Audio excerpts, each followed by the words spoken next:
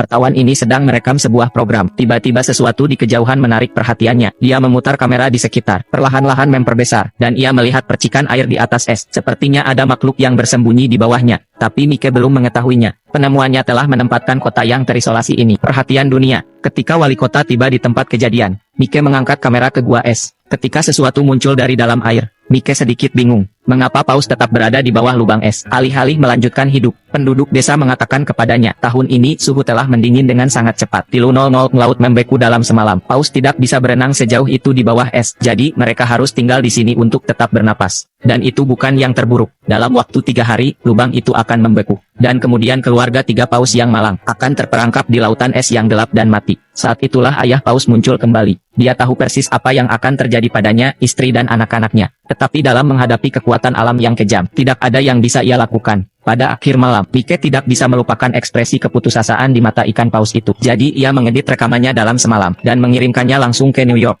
Hari berikutnya, paus itu ada di berita. Kisah ini segera menarik perhatian masyarakat. Tidak lama kemudian, media dikerumuni oleh para jurnalis. Mereka semua ingin menghasilkan uang dari ikan paus. Kamar hotel di kota naik dari genap 0 menjadi 500. Namun, antusiasme mereka tidak surut. Kota perbatasan yang tenang tiba-tiba menjadi hidup. Tetapi sang wali kota tampak sibuk. Paus mungkin telah menjadi berita. Tetapi mereka tidak keluar dari bahaya. Dan tidak semuanya buruk. Penduduk setempat memiliki tradisi membunuh paus. Penduduk desa sudah merencanakan bagian ikan mereka. Wali kota tidak ingin mengambil keuntungan dari ikan. Tetapi penduduk desa harus mencari nafkah. Tidak ada yang bisa dilakukannya. Segera setelah itu, sebuah konferensi pers diadakan di kota. Perwakilan masyarakat adat memperdebatkan kasus mereka, menekankan bahwa perburuan paus adalah cara hidup mereka. Itu masuk akal dan legal. Ana dari masyarakat hewan tidak mau kalah, bahwa kapal pemecah es sedang dalam perjalanan. Paus-paus itu akan segera dikembalikan ke laut. Mereka berselisih paham. Untuk sementara waktu situasi terhenti. Tiba-tiba, semua orang di ruangan itu menoleh ke belakang. Wali kota berjalan ke pesta peluncuran. Apa yang terjadi selanjutnya? Apa yang terjadi selanjutnya di luar dugaan siapapun. Wali kota meyakinkan para delegasi dalam 5 menit. Mereka sepakat dalam keputusan mereka untuk membantu paus keluar dari perangkapnya. Sekarang Ana bingung. Ada begitu banyak kebisingan.